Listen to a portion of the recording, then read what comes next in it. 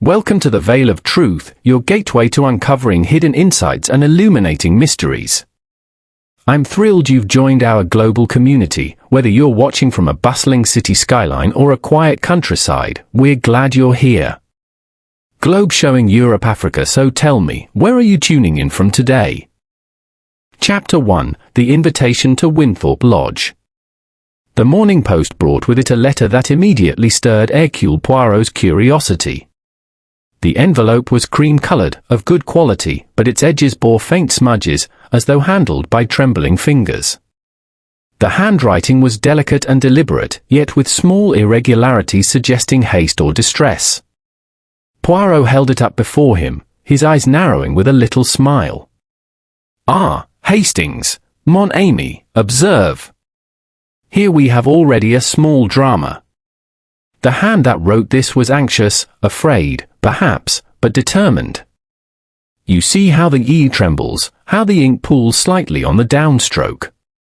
A woman's hand, most certainly. I wager she is young, refined, and in some grave difficulty." Captain Hastings, seated opposite his friend in Poirot's cheerful London flat, chuckled. "Really, Poirot, you haven't even opened it yet?" Poirot waved a finger with mock reproach. "Ah, but one must look, Hastings. It is the art of observation, the little grey cells in motion. But let us not delay, we shall allow Mademoiselle Mystery to speak for herself." He broke the seal and unfolded the letter. The writing inside confirmed his first impression, graceful yet tense. He read aloud. "Monsieur Poirot. Forgive the liberty I take in writing to you, but I am in a state of the greatest alarm. My guardian, Colonel Arthur Redmayne, has invited several of his old acquaintances to our family lodge in Wynthorpe Woods for a reunion. I cannot say why, but I feel certain that some dreadful event is about to occur. The Colonel has been much changed of late, withdrawn, secretive, and speaking often of the past as though haunted by it. I beg you to come, if only to ease my fears. The invitation is extended to you as well. The Colonel has long admired your reputation. Yours faithfully, Eleanor Vale." Poirot folded the letter with a soft exclamation. "Voila! It is as I suspected. A lady in distress, and, it would seem, a drama soon to unfold in some lonely country house. How perfectly in the English tradition." Hastings frowned. "But she doesn't actually say anything is wrong. Only that she fears something might happen. Isn't that rather thin ground for a journey to Norfolk?" Poirot smiled indulgently. "Mon ami, you are a man of action, I am a man of reflection. Where you see vagueness, I see precision. She feels danger, not danger to herself, but to another. That, Hastings, is rarely a trivial intuition. There is, I think, an emotional truth behind her words." He rose and began to pace, his polished shoes glinting in the morning light. "Colonel Arthur Redmayne, the name is familiar. Retired military, yes? Decorated, I believe, but not without controversy. Ah. I recall there was talk, years ago, of a failed operation in 1918. A whisper of betrayal, perhaps?" Hastings nodded slowly. "Yes, I do remember something of the sort. But that was ages ago, and never proven." Poirot's gaze sharpened. "The past, Hastings, is like the mud at the bottom of a river. Disturb it, and the waters cloud at once. I wonder, has someone stirred the mud of Colonel Redmayne's conscience?" He returned to the table, smoothing the letter once more. "And this Wynthorpe Lodge, remote, surrounded by forest.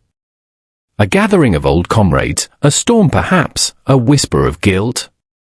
It is almost suggestive." Hastings laughed. "You sound positively gleeful about it." Poirot shrugged delicately. "A mind such as mine must have exercise. Besides, the English countryside in winter is most restorative, provided one has a good fire and an even better breakfast." He paused, his tone softening. But there is another reason, Hastings. When a young woman writes to me in fear, even if that fear is without proof, it is not in me to refuse. Poirot may be vain, yes, but he is not without compassion. 2 days later, the small train carrying Poirot steamed northward through a landscape dusted with snow. The fields glimmered pale under a sky of pewter clouds, and the hedgerows seemed etched in silver. Poirot sat upright, immaculate as ever, his luggage neatly arranged, his moustaches waxed to perfection. Across from him sat a solitary passenger, a middle-aged man with thin hair and a wary expression. From time to time, the man glanced at Poirot, as though half recognizing him. Poirot caught the glance and smiled courteously. "Permit me to reassure you, monsieur," he said in his melodious voice, "I am not the tax collector. Only a humble detective." The man flushed and muttered something indistinct before retreating behind his newspaper. Poirot's eyes twinkled. "Always the same, Hastings," he murmured to himself. They read of the murders with relish, yet fear to meet the man who solves them. By late afternoon, the train reached the small station of Wynthorpe Holt. A driver awaited him with a motorcar, sent by Colonel Redmayne's household. The road wound through dark, whispering woods. Branches bowed under the weight of snow, the light dimmed quickly. The world seemed hushed, expectant, as though holding its breath. At last, the car emerged into a clearing, and there stood Wynthorpe Lodge, a vast stone house, its many gables and chimneys rising solemnly against the fading sky. Lamps glowed in the lower windows, casting long golden bars across the snow. It was at once grand and melancholy, like an aging soldier standing at attention in the dusk. A young woman came hurrying down the steps to meet him. Poirot recognized her immediately from the letter, Miss Eleanor Vale, slender, fair-haired, with anxious grey eyes and a manner of suppressed tension. "Monsieur Poirot." "Thank you for coming," she said earnestly. "I scarcely dared hope you would." He bowed. "Mademoiselle, you appeal to my curiosity, and to my heart. That is always a successful combination." She smiled faintly, though her hands trembled. "Everything feels so strange here. My guardian has gathered people he has not seen in 20 years, and no one seems to know why. He says it is to make peace with the past. But he has been ill, forgetful, and," she hesitated. "At times I fear him." Poirot regarded her gently. "Fear him? Or fear for him?" She looked away. "Perhaps both." He offered his arm gallantly. "Then we shall keep both eyes open, yes?" And the little grey cells alert. Inside, the lodge was warm but oppressive. Heavy curtains, dark oak panels, portraits of unsmiling ancestors, all spoke of age and secrecy. A clock ticked solemnly in the hall. From a doorway emerged Colonel Redmayne himself, tall, broad-shouldered, his hair white but his eyes piercing. He greeted Poirot with stiff courtesy. "Ah, Monsieur Poirot. My niece insists we must have a detective among us. I trust she is merely being fanciful." Poirot bowed slightly. "Let us hope so, Colonel. But it is often the fanciful who see what the practical overlook." The Colonel's lips tightened, but he said nothing more. As he led Poirot toward the drawing-room, thunder rumbled faintly beyond the trees. The storm was coming closer. And though Poirot's expression remained composed, a small flicker of excitement stirred behind his calm grey eyes. For in the very air of Wynthorpe Lodge, he felt it, the faint, unmistakable scent of danger. Chapter 2: The Gathering in the Forest. Dinner at Wynthorpe Lodge was a solemn affair, lit by the flicker of candles and the occasional crackle from the great fire that blazed in the stone hearth. The storm, which had been little more than a distant growl when Poirot arrived, now broke in earnest. Wind howled through the trees, and sleet rattled against the window-panes like impatient fingers. Poirot, immaculate in his evening attire, observed the assembled company with quiet interest. Every face told its own story, every gesture, however slight, offered him material for reflection. There were 6 guests in all, besides himself and Miss Vale. At the head of the table sat Colonel Arthur Redmayne, the host, a man whose presence commanded attention even in silence. His broad shoulders were slightly stooped now, but his voice, when he spoke, retained the sharp precision of command. His pale eyes, however, had an odd restlessness, as though he saw not his guests but some invisible tribunal before him. To his right sat Dr. Lionel Merton, the family physician, a thin, nervous man with hollow cheeks and darting eyes. His hands fidgeted continually with the stem of his wine glass, and when he smiled, it was the quick, mechanical smile of one who wishes to appear at ease but is not. Next to him was Mrs. Beatrice Latham, a handsome woman in her early 50s, once a beauty still clinging fiercely to the remnants of charm. Her jewelry was tasteful but excessive, her perfume hung heavily in the warm air. She regarded the colonel with alternating defiance and longing, like a moth drawn to a dying flame. Opposite her sat Sir Jasper Kent, whose conversation was loud, jovial, and never quite sincere. He was one of those men who laughed too easily, who clapped others too often on the shoulder, whose cheer concealed unease. Poirot noted that his cufflinks were of gold and his shoes well polished, but that the fabric of his jacket was fraying. The man, he concluded, was better at appearances than finances. At the far end of the table was Charles Vale, Miss Eleanor's brother. He had only recently returned from years abroad, in Africa, he had said, and carried with him the slightly hardened air of one accustomed to rougher lands. He was dark, self-contained, and possessed of a certain quiet hostility. His sister, seated beside Poirot, avoided looking at him. Conversation at first was polite, forced, even, but the undercurrent of discomfort soon rose to the surface. It was Mrs. Latham who broke the fragile calm. "Really, Arthur," she said with a brittle laugh, "one would think this was a funeral feast rather than a reunion. You sit there glowering like a magistrate. Surely you can forgive the rest of us for surviving 20 years of your absence." The colonel's expression did not soften. "You misunderstand me, Beatrice. I am not glowering. I am reflecting." His voice was low, steady, the voice of command long practiced. "This gathering is not for merriment, but for truth. There are matters left unresolved since Wynthorpe, matters that must be faced before time does the facing for us." A faint tremor ran through the company. Dr. Merton set down his fork with a clatter. Sir Jasper cleared his throat. Even Eleanor seemed to shrink in her seat. Poirot, however, inclined his head politely. "An admirable sentiment, Colonel. To clear the conscience, yes? Though I hope the dinner is not to serve as a confession box." The colonel's mouth twitched, almost into a smile. "Not tonight, Monsieur Poirot. Tonight, we dine. Tomorrow, perhaps, we remember." His words lingered in the air. The candles flickered as a gust of wind rattled the windows, and somewhere in the distance, a clock struck 9. After dinner, the guests drifted into the drawing-room. The storm had intensified, the forest beyond was a black ocean of movement. Lightning flared, illuminating the portraits on the walls, grim men in uniform, severe women in lace, all staring down with unchanging eyes. Poirot stood before the fire, hands clasped behind his back, and surveyed the room. Sir Jasper was pouring brandy with an air of exaggerated good humour.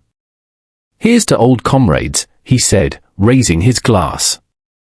"And to the ones who made it home." No one answered. Colonel Redmayne turned sharply toward the window, his jaw tightening. Poirot noted the reaction, the flicker of pain, or guilt, or both, and filed it away in the orderly cabinets of his mind.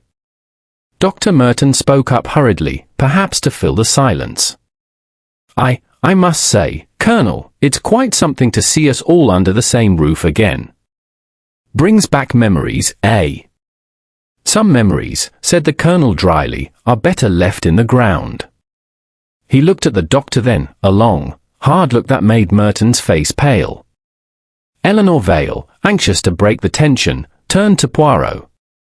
"You must find us all terribly dull, monsieur. I fear Wynthorpe offers little amusement for a man of your intellect." "On the contrary," said Poirot with a smile.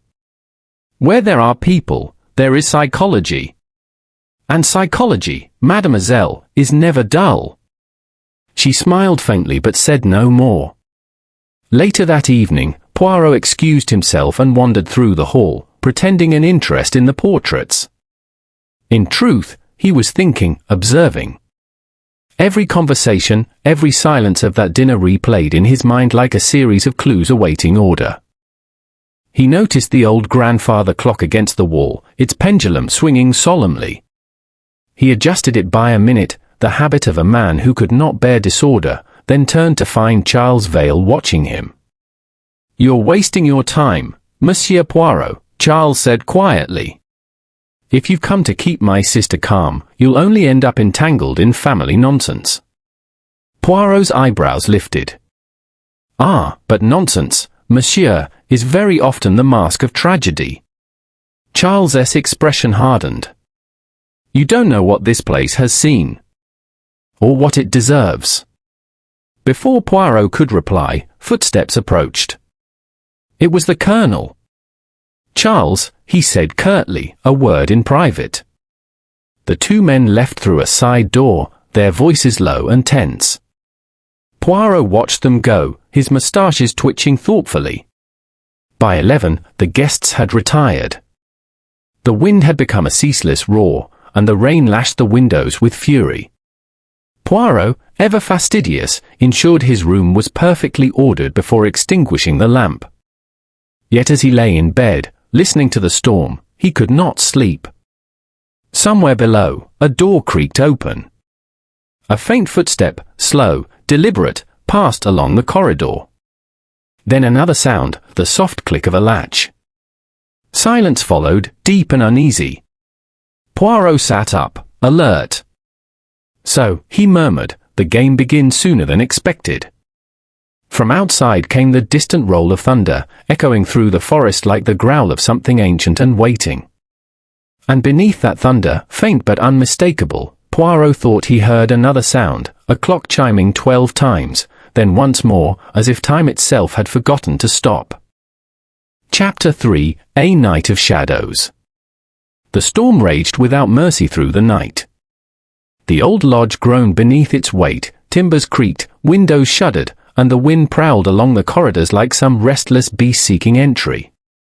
Hercule Poirot sat by the small fire in his bedroom, quite awake, wrapped in his silk dressing gown, his slippers placed with mathematical precision upon the hearth rug.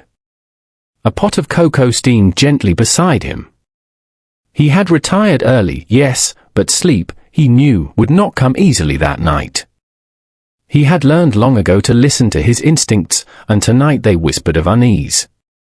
Something dark, invisible, and deliberate stirred within Wynthorpe Lodge. From the moment he had arrived, the air of the house had been heavy, not merely with history, but with guilt.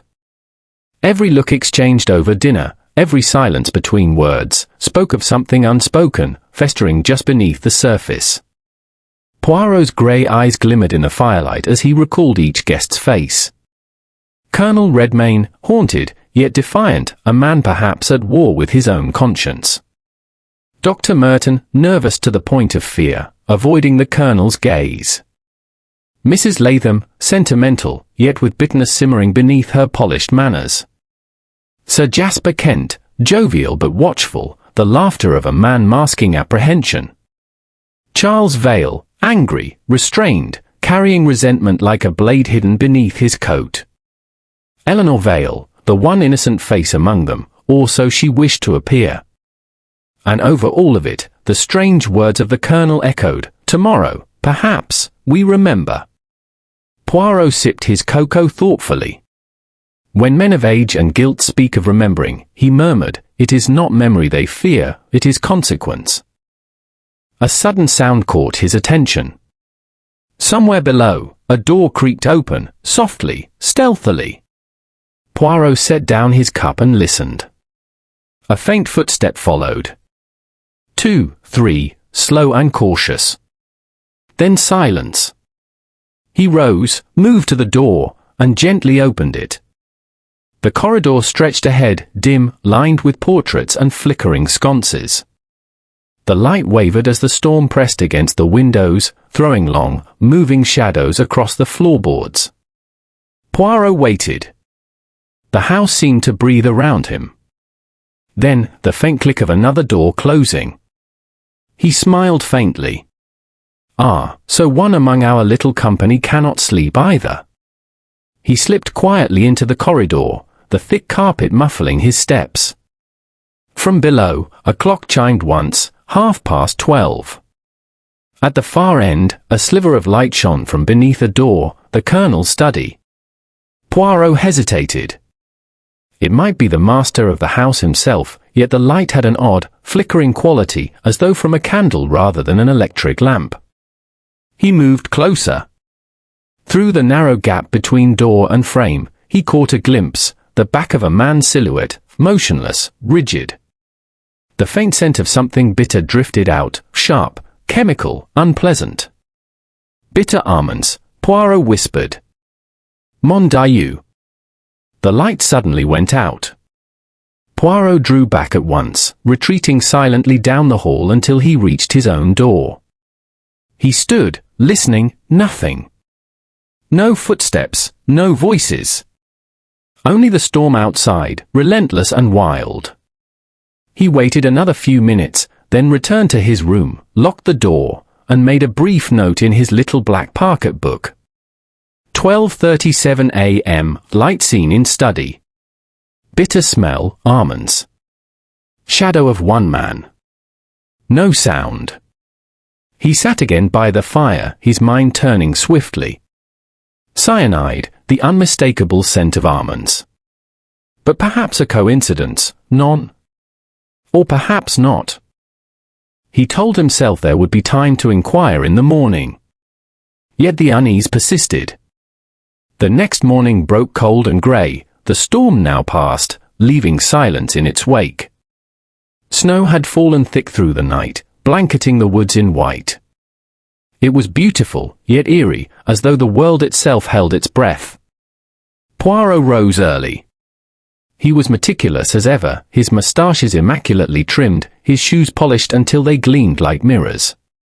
When he descended to breakfast, the servants moved with subdued haste. Something in the air had changed.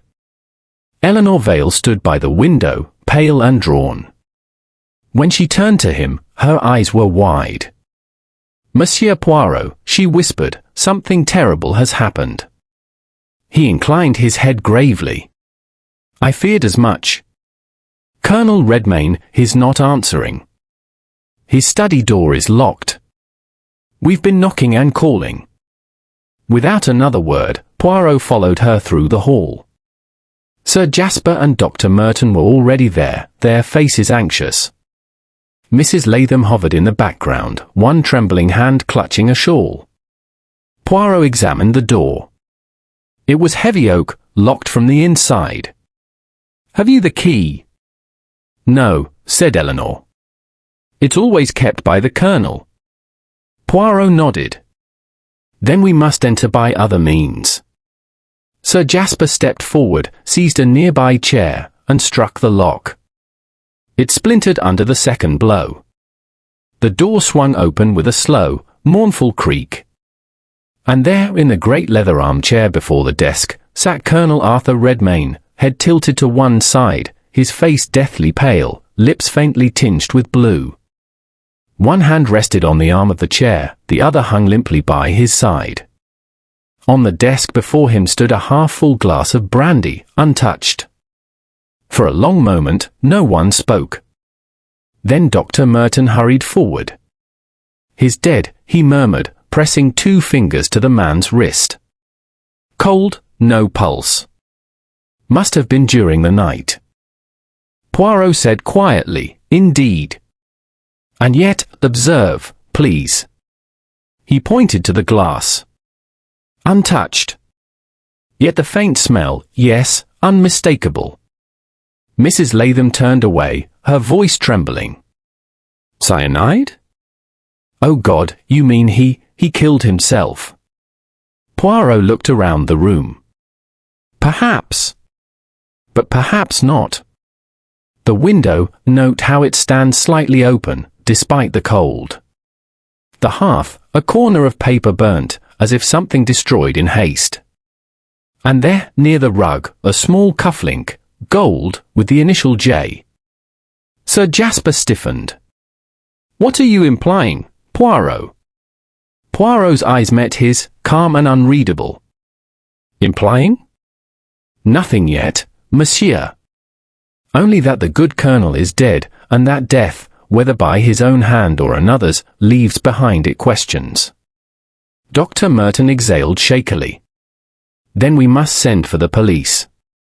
Alas, said Poirot softly, the road will be impassable till the snow clears. We are, for the moment, alone, a small company in a great house, with a mystery among us. He drew himself upright, eyes bright beneath the lamplight. Until help arrives, it is my duty, my privilege, to seek the truth. The others stared at him, half in dread, half in relief. Poirot adjusted his cuffs and looked once more upon the lifeless figure of the colonel. The clock in the hall, he murmured, struck 12, and then once more. Yes, I remember. Time itself stumbled, as if to mark the moment of death. He turned toward the window, where the snow glimmered unbroken save for a single faint footprint leading away into the white. Miss Amos, said Poirot, we stand upon the threshold of something very grave indeed. Chapter 4, or the murder.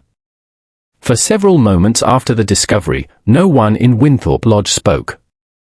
The only sound was the wind moaning faintly beyond the windows and the ticking of the clock upon the mantelpiece, solemn and unrelenting. The storm had passed, but in its wake remained a silence far heavier than thunder. Poirot moved forward with his customary calm. If you please, he said gently, no one must touch anything. We must leave all as it is. Eleanor Vale stood motionless by the door, her face white, her hands clasped tightly together. He can't have done it himself, she whispered. He wouldn't. He couldn't. Dr. Merton turned to her with the tired patience of a man who has seen too much death. Miss Vale, the signs are plain enough. Cyanide, I should think. He was a troubled man, heart disease, failing memory, and that strange melancholy of late. It fits all too well. Poirot raised a delicate hand. You are hasty, my friend. The obvious explanation, it is so often the wrong one. Sir Jasper gave a short laugh, harsh and nervous. You detectives are all alike. You'd call a suicide a murder and a murder an accident just to prove your cleverness. Poirot's eyes glimmered. You are too kind, monsieur. But I do not deal in cleverness. I deal in order, and something here is not in order. He moved closer to the desk, bending with precise care. The air still carried the faint, bitter tang of almonds. On the blotter lay an overturned pen, a blot of ink spreading slowly, and the faint outline of where a folded paper had once rested. The missing envelope, murmured Poirot. Miss Vale, you told me your guardian spoke of a letter he had written, something to be read only in the event of his death, did he not?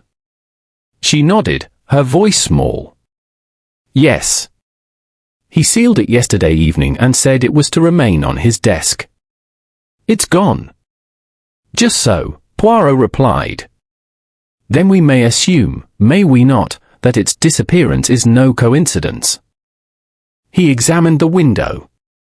The frost upon the frame had melted in a small arc where the latch had been recently moved. A single footprint, faint, partial, there marked the snow outside, leading toward the garden path. Poirot noted it with care. Then he turned his attention to the hearth. The ashes were still warm. Carefully, he lifted a fragment of charred paper with his tweezers. Only a few words remained legible, curling at the edges. Forgive you. Wynthorpe. 1918. Ah, said Poirot softly. The ghosts of the past again. Always, they return to trouble the living. By mid-morning, the household had gathered once more in the drawing-room. The servants, pale and whispering, moved about uncertainly. The great fire crackled. Outside, snow continued to fall in heavy flakes. Poirot stood before them all, his small figure upright, his expression grave yet serene. Miss Amos, he began, we are faced with the death of Colonel Arthur Redmayne, a man of honour, of secrets, perhaps of guilt. The manner of his death may at first appear simple, but I assure you, simplicity can be the most deceptive mask of all. Sir Jasper shifted irritably in his chair. You mean to tell us you don't believe it was suicide? Poirot inclined his head. I believe nothing. I observe. I think. And already there are facts that do not accord with the theory of suicide. He lifted a finger, enumerating each point. First, the glass of brandy before the colonel. It was not touched. The poison, if indeed it was poison, must therefore have been taken by other means. Yet no bottle, no medicine, no food was near him. Second, the study door was locked from within, yes, but the window was unlatched. The snow shows a footprint leading away. Third, the colonel was a man preparing for something. He spoke of remembrance, of confronting the past. Men who mean to die do not write letters of accusation. Dr. Merton frowned. Accusation. Poirot looked at him steadily. Did he not tell you, Doctor, that the gathering here was for a reckoning of sorts? That he had summoned his old companions to face some matter left unresolved? The doctor's lips tightened. He said nothing of the kind to me. Ah, but perhaps, said Poirot gently, he did not trust you to hear it. Mrs. Latham gave a small cry. Please, Monsieur Poirot, this is unbearable. You make it sound as if one of us. Poirot turned his gaze upon her. Madam, I make no accusation. I seek only the truth. Yet truth, I think, may not be kind to all who dwell in Wynthorpe Lodge. Her hands fluttered to her pearls. I can't bear this, she murmured, and left the room abruptly. When she had gone, Poirot addressed the others. Until the authorities arrive, I ask that no one leaves the house, and that we maintain calm. I shall make a few discreet inquiries, OUI? A murder, or a death, is best understood by the pattern it leaves behind. He excused himself and began his slow, methodical tour of the house. In the library, he examined the colonel's writing desk, military in its order, yet one drawer hung slightly ajar. Inside were papers, maps, and a faded photograph, 6 men in uniform, smiling before a battered sign that read Wynthorpe Field Hospital, 1918. Poirot studied the faces, younger versions of the colonel, Sir Jasper, Dr. Merton, and, he noted with interest, a man who resembled Eleanor Vale's late father. So, he murmured, they were comrades indeed. At the back of the drawer lay a small leather journal.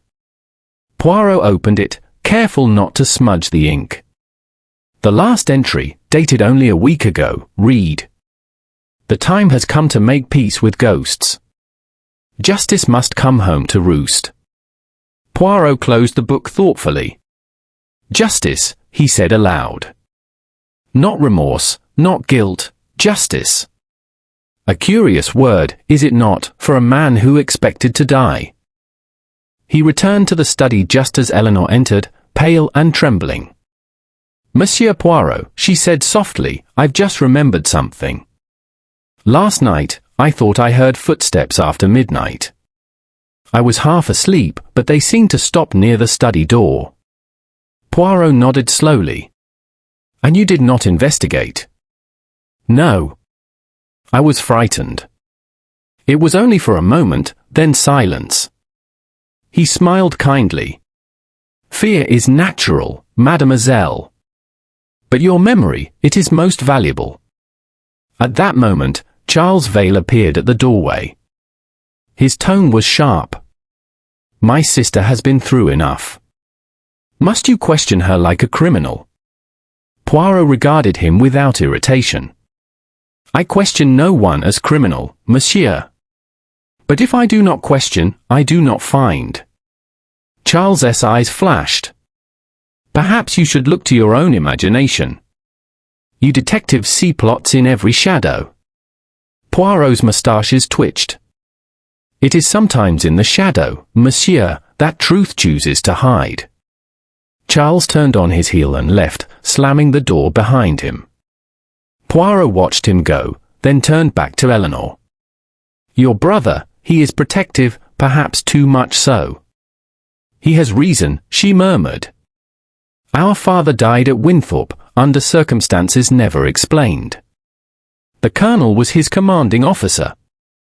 Poirot's gaze sharpened. Indeed. That, I think, explains much. You have done well to tell me, mademoiselle. When evening came, the house lay silent under a fresh fall of snow. The body had been placed in the library under Poirot's direction, awaiting the authorities. The others dined in subdued silence. Poirot ate little. His mind was turning, arranging details, rejecting others, building a picture that was not yet complete. Finally, as the grandfather clock struck 9, he spoke aloud, as if to himself. A missing letter. A burnt fragment. A footprint in the snow. And a past that refuses to stay buried. He rose, smoothing his jacket. Yes. Tomorrow, I think, the web will begin to show its pattern. Outside, in the forest, the wind sighed through the trees like a whisper of warning. And from somewhere deep in the house, faint, but unmistakable, came the creak of a door slowly opening.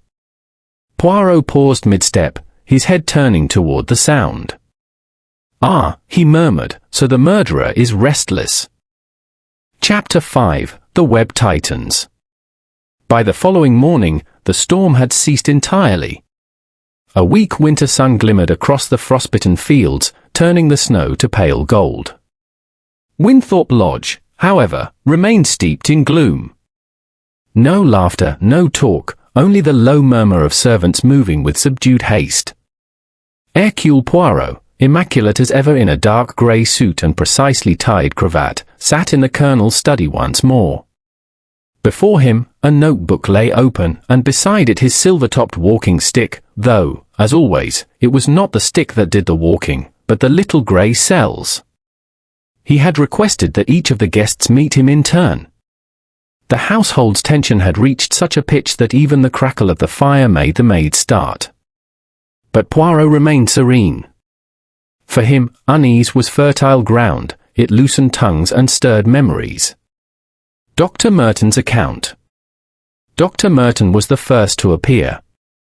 His movements were brisk, but his eyes betrayed a deep weariness. You will forgive me, Monsieur Poirot, he began, but this whole affair has been a terrible shock. I've known Arthur Redmayne for 30 years. If you ask me, the poor man's heart finally gave way. Poirot looked up mildly. You are certain, then, that it was his heart? The doctor hesitated. Well, perhaps not entirely certain. I'm no chemist. The scent of almonds, yes, I detected it too. Cyanide, most likely. But the man had been failing for months. Yet he was strong enough, Poirot said softly, to summon you all to this place, to speak of unfinished business. The doctor frowned. I don't know what he meant by that. He'd been brooding about the war, mostly. There was an incident back in France, something none of us like to recall. Poirot's eyes glimmered. The Wynthorpe Field Hospital, 1918, OUI. We served together. A dreadful time. Redmayne blamed himself for a man's death, your Miss Vale's father. But it was an accident. Shellfire struck the medical tent. None of us could have stopped it. An accident, murmured Poirot. And yet, the Colonel summoned you all here after 20 years to make peace with ghosts. That, Doctor, is not the act of a man content with his innocence. The doctor said nothing. His jaw tightened, and his eyes turned toward the fire.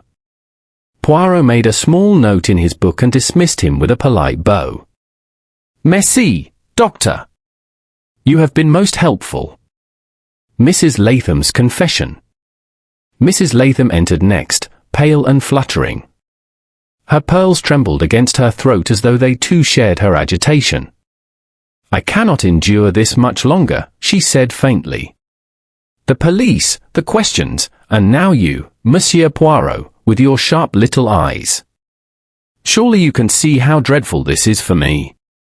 Poirot inclined his head gravely. It is dreadful for us all, madam. But you were close to the Colonel, were you not? Perhaps more so than others knew. Her hand flew to her breast. I don't know what you mean. Poirot smiled gently. When emotion is strong, the eyes speak even when the lips remain silent. You looked upon the Colonel last evening at dinner, and your expression, madam, was not one of indifference. She hesitated. Arthur and I were friends. Once, long ago. Before his wife died. We had an understanding, but life has a way of moving on. Yet you accepted his invitation, Poirot noted. Perhaps hoping the past might be rekindled. Mrs. Latham looked away. He wrote to me in a strange tone, pleading, almost desperate. He said he had wronged someone terribly and must make it right. I thought he meant me. But he did not, Poirot said softly. Her eyes filled with tears. No. Whatever he intended, I never learned. And now he's gone. Poirot bowed again. Thank you, madam. You have helped more than you know. Sir Jasper's temper. When Sir Jasper arrived, he made no effort to conceal his irritation. I've had enough of this nonsense, he snapped. We should be sending for a solicitor, not listening to fairy tales from a foreigner. Poirot merely smiled. And yet, it is this foreigner who seeks only to prevent injustice. Injustice? Jasper sneered. Redmayne's dead by his own hand. Let him rest. Poirot's voice was quiet but firm. And what of the letter that vanished? You knew of it, did you not? The knight's eyes flickered, just for an instant.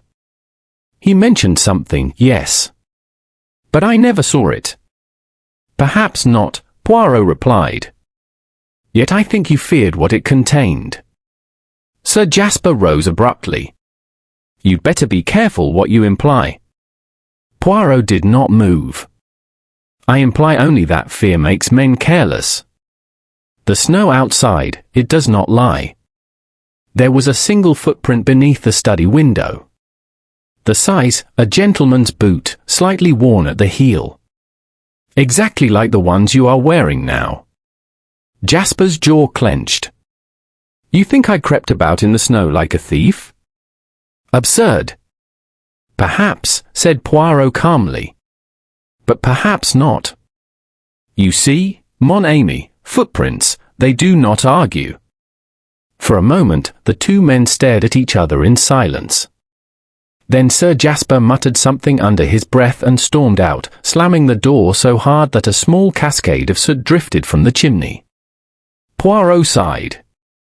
Ah, the English temperament, proud, angry, and full of secrets. The Vale siblings. That afternoon, Poirot called for Eleanor and Charles Vale.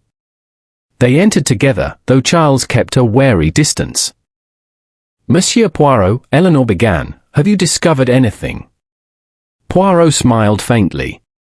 Only that everyone here hides something. And those who hide least, often know most.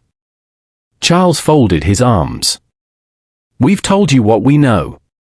My father's death was years ago. It has nothing to do with this. On the contrary, said Poirot softly.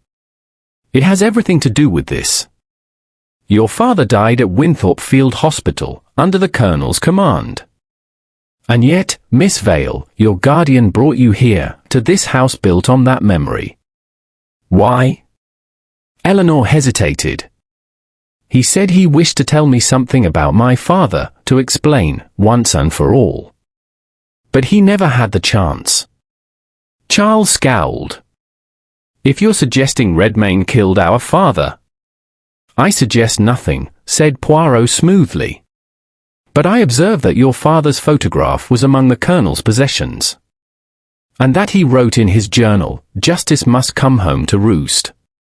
Tell me, Monsieur Vale, justice for whom? Charles's expression hardened. For all I care, let the dead rest. You're meddling in things that should be left buried.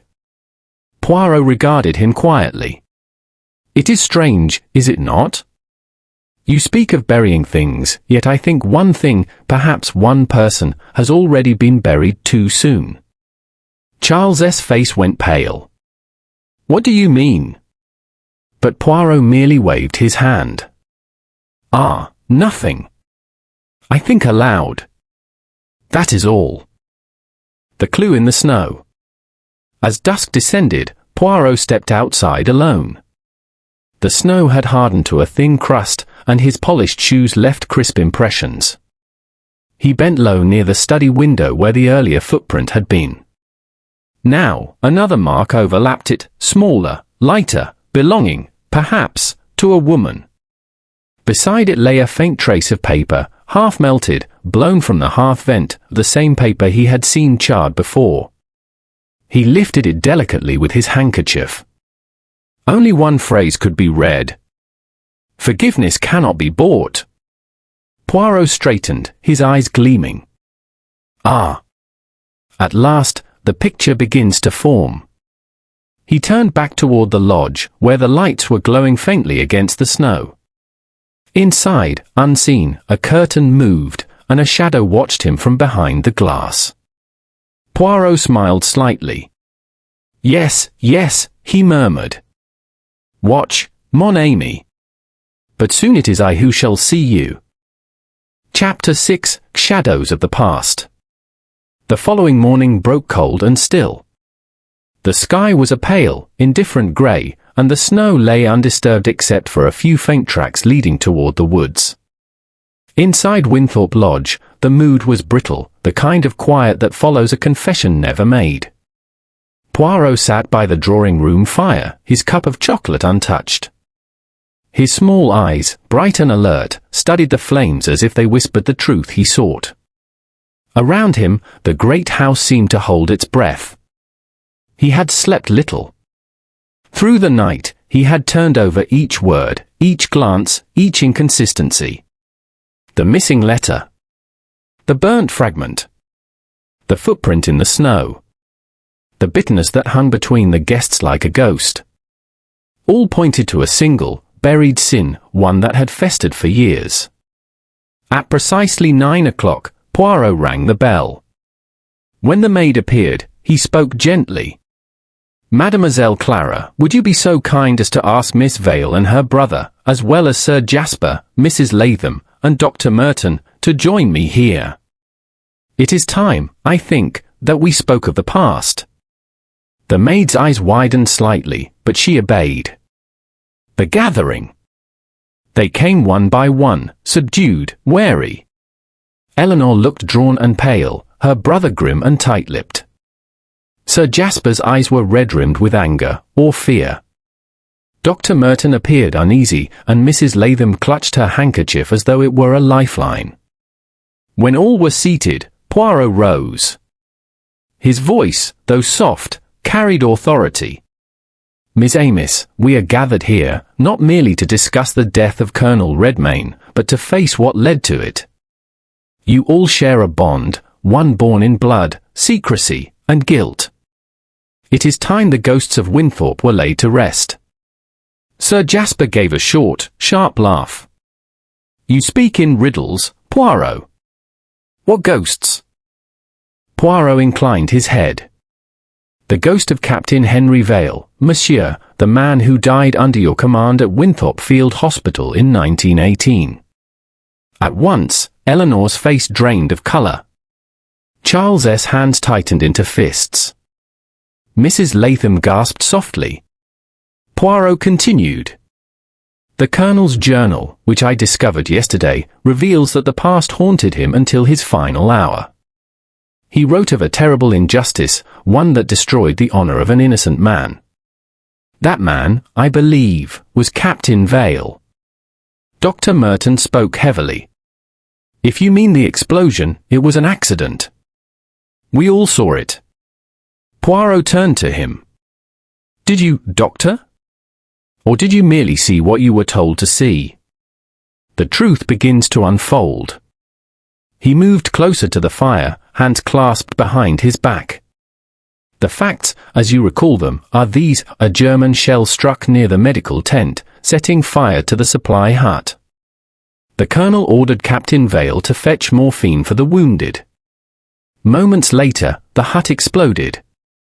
Vale was found dead. The stores destroyed. And it was whispered, quietly, cruelly, that Vale had been drunk on duty. Eleanor's eyes filled with tears. Yes, she whispered. That story ruined my father's name. My mother never recovered from the shame. Poirot nodded gravely. Indeed. But now, at last, we learned that it was false. The Colonel discovered the truth, that the explosion was not caused by enemy fire, nor by Captain Vale's negligence. It was the result of stolen morphine, sold on the black market to other officers. A transaction gone wrong. A ripple of shock passed through the room. Stolen morphine. Mrs. Latham breathed. "OUI," Poirot said softly. "And the one who stole it was among you." The Colonel covered it up, fearing scandal, but he could not forget. Hence this gathering, his final attempt at justice. Charles's voice was hard. Then who was it? Who killed my father? Poirot looked at him steadily.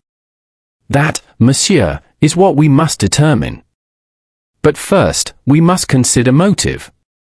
Who among you had reason to steal medical supplies? Who profited? Who feared discovery even 20 years later? He paused, letting the silence stretch. One of you returned to Wynthorpe Lodge last night, to ensure the past stayed buried.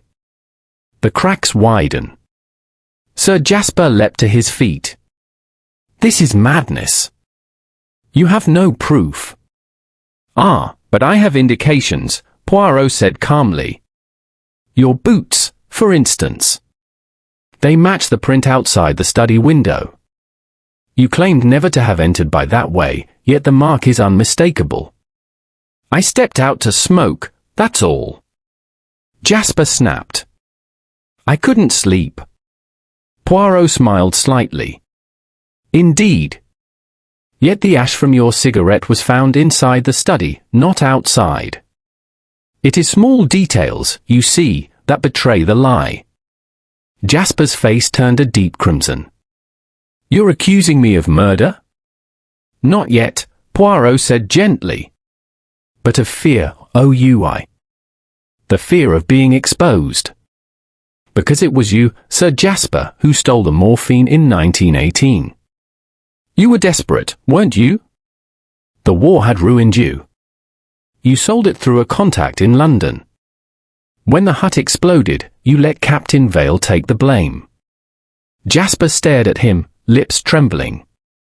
You can't prove that. None, said Poirot softly, but the Colonel could. He kept a fragment of your confession, a letter you wrote years later, begging forgiveness. You tried to burn it last night. You failed. The hidden letter. Eleanor gasped. Then the burnt paper in the hearth. Was all that remained of that letter, Poirot finished. The Colonel intended to reveal it to you, mademoiselle, and clear your father's name. But someone intervened. All eyes turned to Sir Jasper. He sank into his chair, face ashen. "I didn't mean to kill him," he muttered. "I only wanted the letter back." He was furious when I tried to take it. We struggled, and then he collapsed. I thought he was dead already. "I swear it." Poirot's eyes softened slightly. "You panicked. You took the envelope, tore it open, burned it, but not before leaving traces. And when you saw his body, you poured a little cyanide from his medicine cabinet into his glass to make it appear suicide. Yes, I see it now, the hand that trembles, the conscience that cannot rest." Mrs. Latham wept quietly. Dr. Merton covered his face with his hands. Charles Vale stared at the floor, his voice hollow. "So all these years, my father was innocent." Poirot bowed his head. "Justice delayed, monsieur, is still justice. The colonel sought to right the wrong, and though he paid with his life, the truth is restored." Poirot's reflection. The confession hung in the air like a chill. For a long while, no one spoke. The fire burned low, the only sound the soft hiss of falling ash. At last Poirot said quietly, "The police will come soon. They will take your statement, Sir Jasper. The law must have its course." The older man nodded faintly, defeated. "I suppose I deserve it." Poirot's tone softened. "Perhaps. But I think the greater punishment has already been yours. 20 years of guilt, that is a heavy sentence." He turned to Eleanor, who sat trembling beside the hearth. "Mademoiselle, your father's name will be cleared. You may hold your head high again." She smiled through tears. "I don't know how to thank you, Monsieur Poirot." He bowed slightly. "It is enough that justice, at last, has been done." As the others dispersed, Poirot remained by the window, gazing out at the snow-covered fields. The morning light had grown brighter, almost pure. The past, though cruel, had been exorcised. He murmured softly, "The truth, like the sun, cannot remain hidden forever." Outside, the wind stirred faintly through the pines, carrying with it the faint echo of a gun's distant thunder, the sound of the past finally fading into silence. Chapter 7. The Trap Closes. Snow still blanketed the lawns of Wynthorpe Lodge when the police carriage arrived. Its wheels crunched over the frozen gravel, and 2 constables stepped out, their breath misting in the chill air. Sir Jasper was led quietly to the library, where Inspector Hale, a stout, dependable man, began his questioning. Hercule Poirot, standing by the fire, observed in silence. The confession of the previous day had satisfied everyone, that is, except him. He had lain awake much of the night, the small grey cells restless. Something in Sir Jasper's account had not aligned, the detail too neat, too convenient. And neatness, Poirot knew, could often be the disguise of deceit. A seed of doubt. Inspector Hale closed his notebook with a sigh. It seemed straightforward enough. The colonel discovered Sir Jasper's wartime theft, threatened to expose him, and the fellow panicked. A tragic business, but clear-cut. Poirot smiled faintly. "Ah, clear-cut, you say.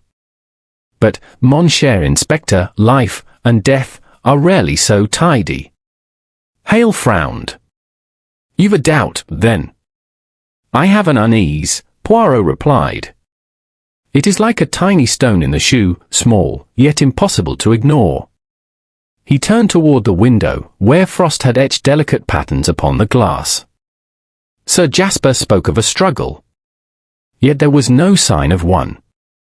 The desk remained undisturbed, the chair unmoved. A man of such violent emotion does not kill tidily. Hale scratched his head. "You think someone else was involved?" Poirot smiled. "I think, perhaps, Sir Jasper did not act alone, or not at all." A visit to the study. When the inspector departed to escort Jasper away, Poirot returned to the study. The faint smell of cyanide had long since faded, but the air held a residue of unease. He examined the desk once more, every paper, every smudge of ink. His eyes, sharp as razors, caught what others had missed, a small indentation upon the blotter. The faint outline of words once pressed by a heavy hand. He took out a thin sheet of paper and laid it over the mark, shading lightly with a pencil. The letters emerged, ghostly yet legible. "Forgive me, E.V., you will understand, I had no choice, C.V." Poirot's eyes narrowed. "C.V., Charles Vale." He drew in a slow breath. Alias, the pattern becomes clearer. The brother's shadow. Later that morning, Poirot found Eleanor Vale walking in the snowy garden.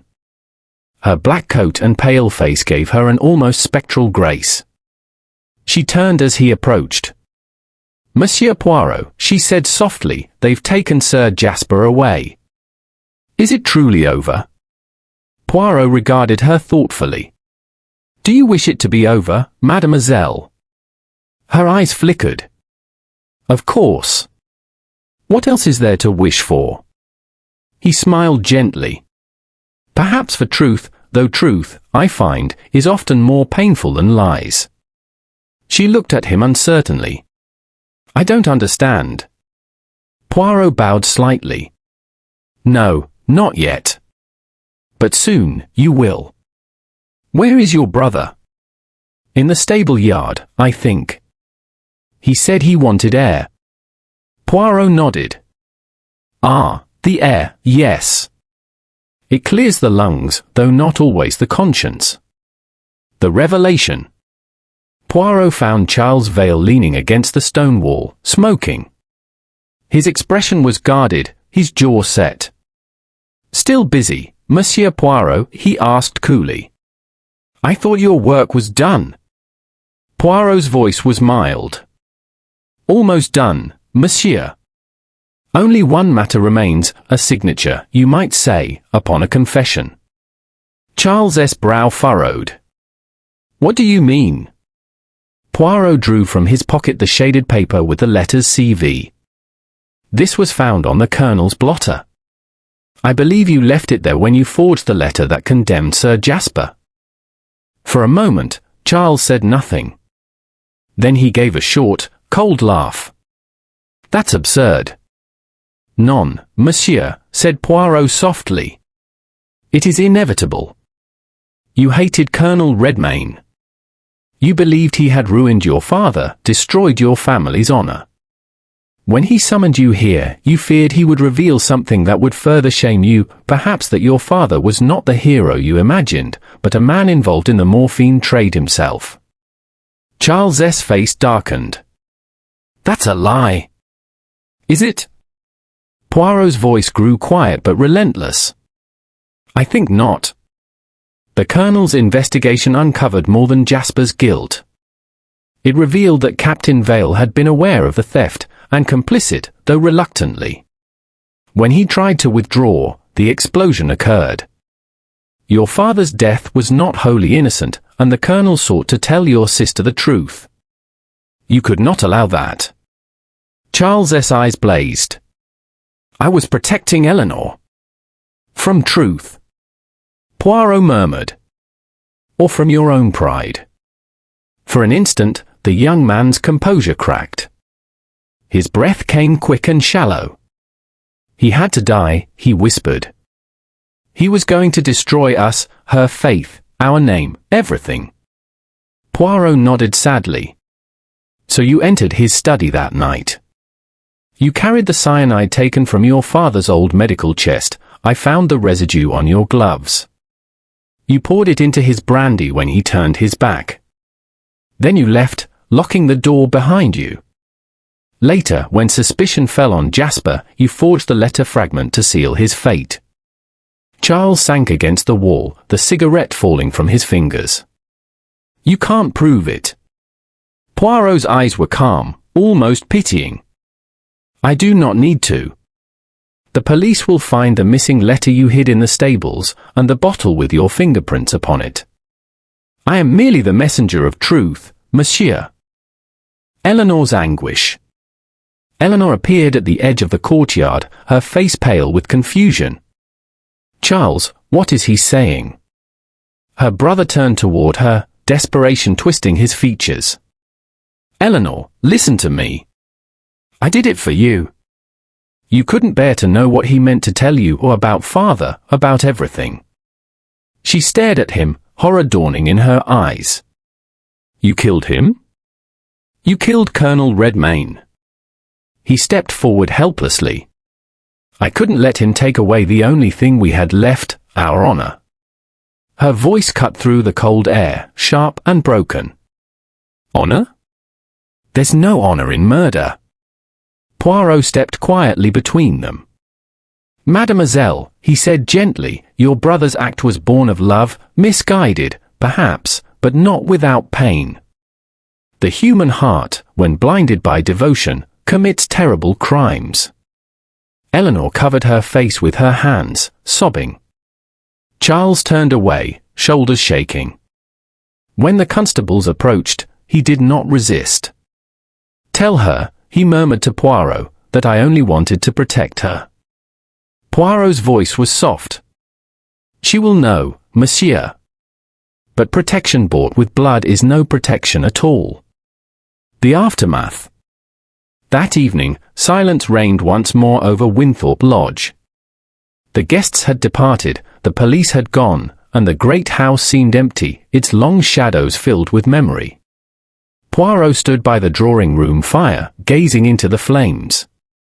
Hastings was not there to share his reflections, but he spoke aloud nonetheless, as if to some invisible friend.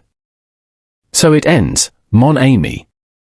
2 men destroyed by a single secret, one by guilt, the other by pride. Colonel Redmayne sought justice, and in his death he achieved it.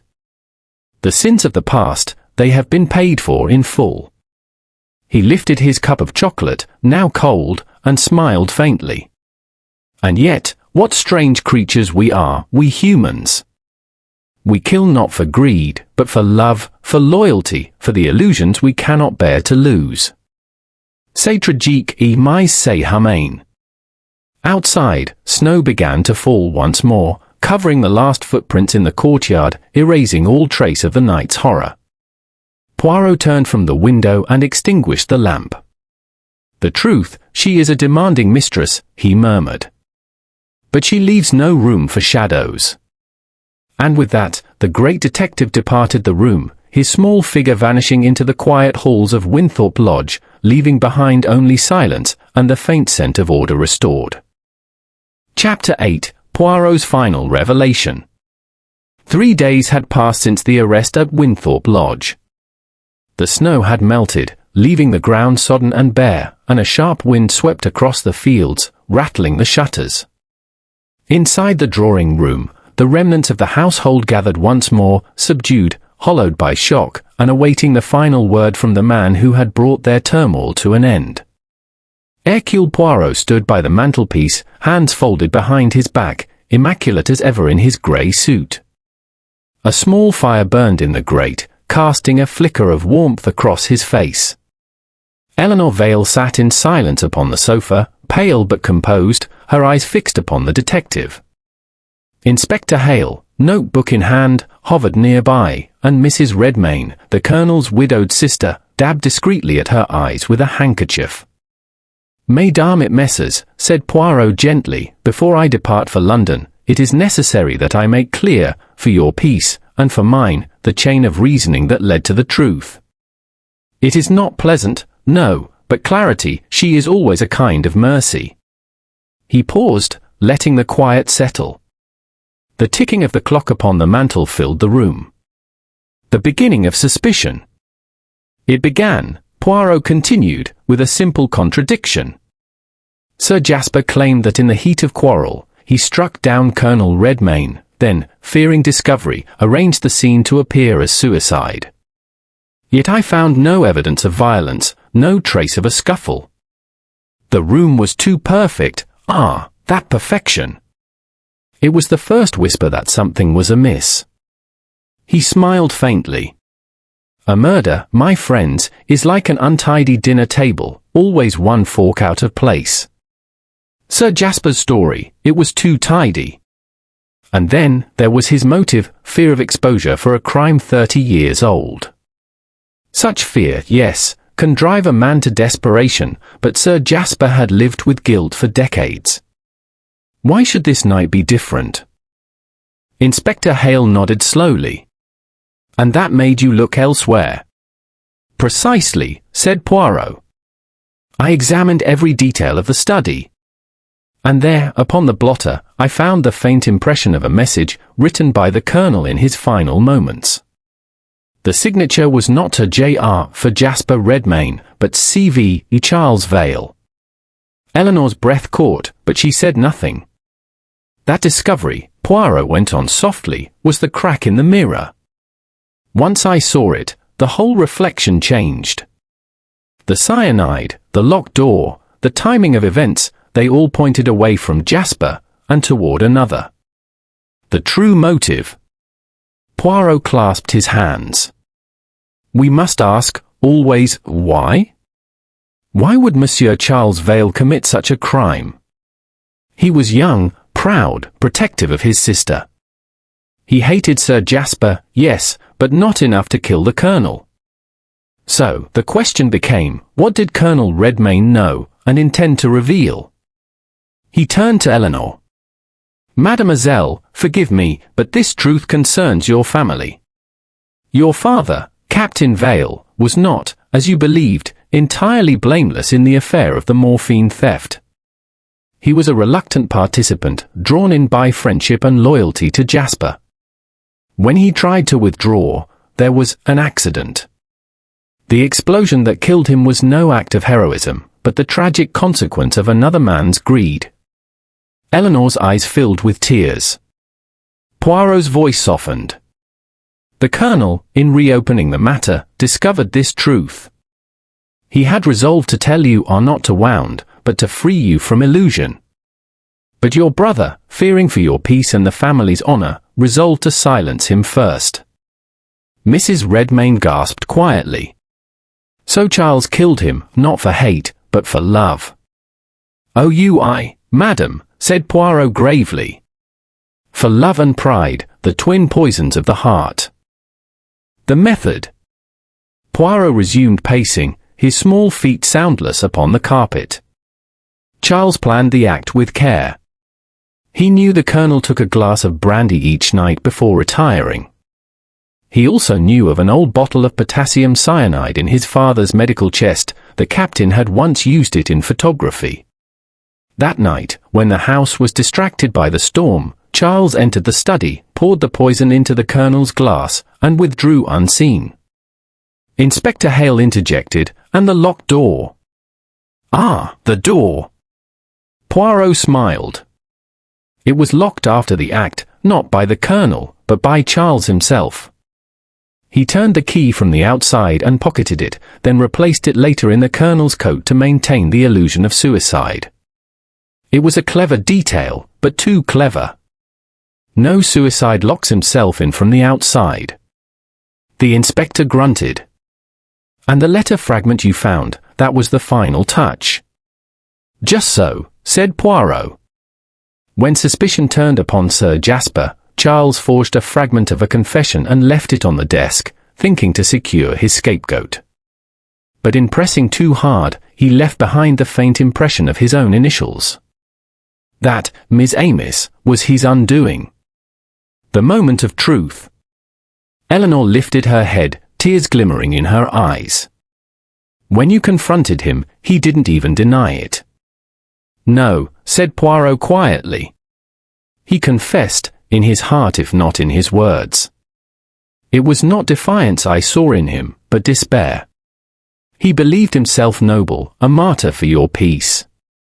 And that, mademoiselle, is perhaps the cruelest illusion of all. Eleanor's voice trembled. He loved me too much to tell me the truth. Poirot inclined his head.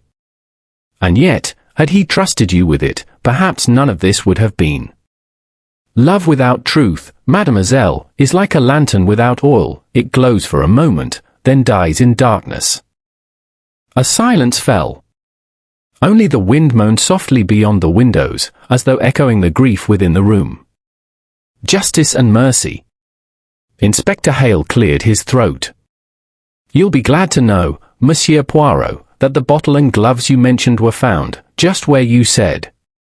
The fingerprints match. It's as you deduced, to the last detail. Poirot gave a small nod. Then justice, she is satisfied. But remember, mon ami, justice is not the same as vengeance. The law will punish Charles Vale, yes, but it cannot heal what has been broken here. He turned once more to Eleanor, his tone gentle but firm. You are young, mademoiselle. The past has claimed many lives, but yours need not be among them. Leave Wynthorpe Lodge. Go where the air is clean, where memory has no power. Begin again. Eleanor looked up at him, her voice barely a whisper. I shall try, Monsieur Poirot. I promise. He bowed slightly. That is all any of us can do, mademoiselle, to try. The final reflection. Later that evening, as twilight gathered, Poirot stood alone before the great hearth. The house was quiet now, emptied of guests and grief alike. He stirred the fire absently, watching the embers glow. He spoke softly, as though to an unseen companion. It is curious, is it not? The colonel sought justice. Jasper sought absolution. Charles sought protection. And all three found only death or ruin. Yet in their folly, there is a strange nobility, for each believed he acted from honor. He sighed, shaking his head. Ah, the English and their honor. Always it leads them into such beautiful tragedies. Taking his hat and cane, he walked slowly toward the door. At the threshold, he paused and looked back one final time. Order has been restored, he murmured. But at such cost. Still, the little grey cells, they are content. The truth, she has spoken. Outside, the first pale light of dawn crept across the frosted lawn. Poirot stepped into it, his breath a silver mist, and made his way toward the waiting carriage. Behind him, Wynthorpe Lodge stood silent and still, its secrets at last laid to rest. And as the wheels rolled down the long drive, Hercule Poirot, that small man with the vast mind, smiled faintly to himself. Another case closed, he whispered.